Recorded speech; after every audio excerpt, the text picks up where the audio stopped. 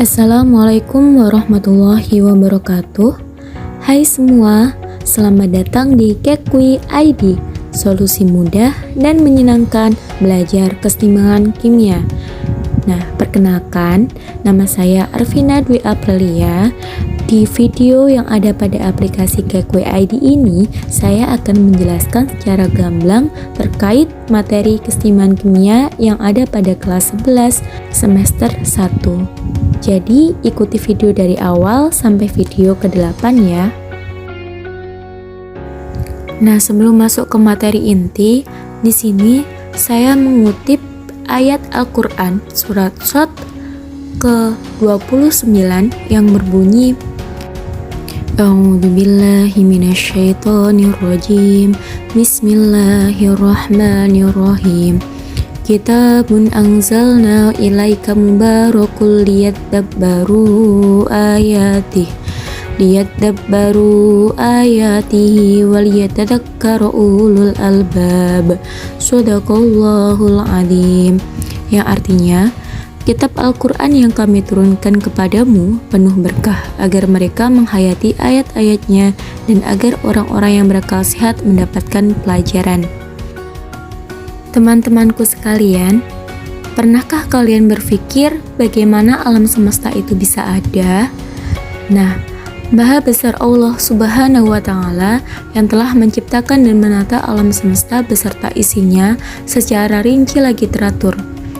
Allah juga telah meletakkan mekanisme keseimbangan yang terpadu dan harmonis demi kemaslahatan makhluk ciptaannya, mulai dari keseimbangan alam semesta dengan beraneka ragam benda-benda langit, manusia, hewan, tumbuhan, molekul, zat, energi, dan juga lain sebagainya.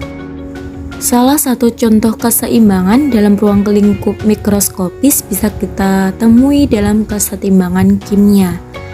Nah, berkenaan dengan hal ini, Allah juga telah memberikan ketentuan yang jelas dalam Quran surat Ar-Rahman ayat ke-7 sampai dengan ayat ke-9 yang berbunyi A'udzubillahi minasyaitonirrajim. Bismillahirrahmanirrahim. Was-samaa'a rafa'aha wa wada'al mizan alla tatghaw fil mizan wa aqimul wasna bil qisti wa la tukhsirul mizan. Shadaqallahul adzim. Yang artinya, dan langit telah ditinggikannya dan Dia ciptakan keseimbangan agar kamu jangan merusak keseimbangan itu, dan tegakkanlah keseimbangan itu dengan adil, dan janganlah kamu mengurangi keseimbangannya. Cukup banyak proses keseimbangan di alam semesta ini yang diawali dengan kesetimbangan kimia. Kesetimbangan kimia sendiri merupakan bagian dari sunnatullah atau takdir Allah yang terjadi pada ruang lingkup mikrokosmis atau makrokosmis. Hakikatnya, proses kimiawi selalu mengikuti segala aktivitas yang ada di alam semesta ini, mulai dari proses metabolisme makhluk hidup, siklus energi yang bersumber dari matahari, keberadaan unsur dan mineral pada komposisi udara, air, tanah, dan lain sebagainya. Dalam hal ini, keseimbangan kimialah yang menjadi penentu keberhasilan reaksi-reaksi tersebut.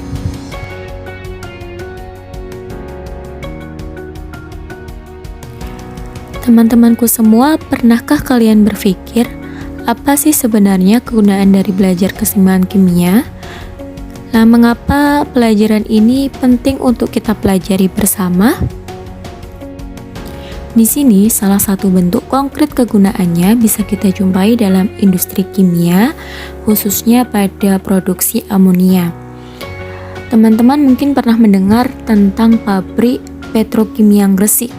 Nah, di situ pabrik besar tersebut memproduksi banyak sekali zat, mulai dari pupuk untuk pertanian, dan bahan-bahan kimia lainnya, salah satunya amonia ini. Amonia merupakan bahan kimia yang memiliki banyak sekali kegunaan. Industri amonia menerapkan konsep pergeseran keseimbangan Hal ini bertujuan agar proses industri mendapatkan hasil sebanyak-banyaknya dengan produk yang berkualitas, namun proses yang ditempuh itu cenderung efektif, efisien, dan tidak memerlukan biaya yang besar. Sehingga dari sini keuntungannya pun yang diperoleh juga besar. Itu masih satu dari kegunaan belajar keseimbangan kimia dan masih banyak yang lainnya. Pada dasarnya, keseimbangan kimia merupakan keseimbangan yang bersifat dinamis. Hal ini bisa kita gambarkan atau kita analogikan dengan seorang anak laki-laki yang mencoba berjalan ke lantai atas sebuah mall, namun tangga yang dinaikinya itu merupakan tangga yang bergerak ke bawah. Lucu bukan?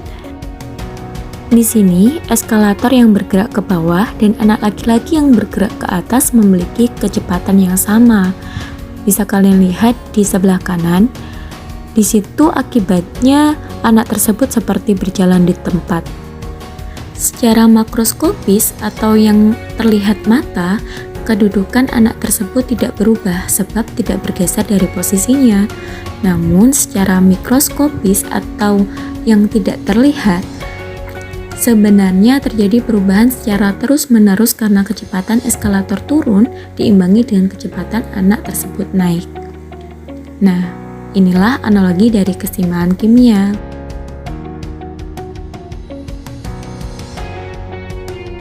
Di aplikasi ini ada beberapa submateri terkait keseimbangan kimia.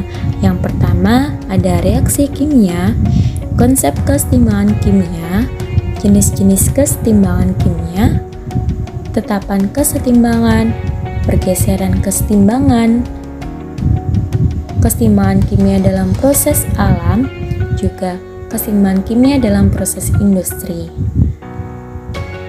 Di setiap submateri akan saya sediakan video yang runtut dan urut.